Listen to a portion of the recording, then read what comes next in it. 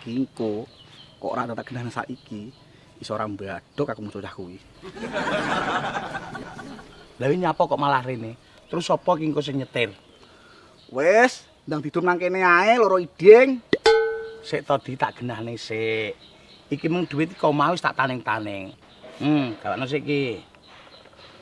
Kuwi nggih jagan sewa klambi lho. Nah, lah sing iki. Lah nyapa kuwi mbok sai?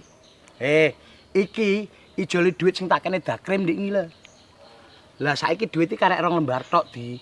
Iki lek ditukokne celana ora ya mek oleh sitok tok. Lah mosok riyo sok mben celana sitok arep nggih gentenan wong loro.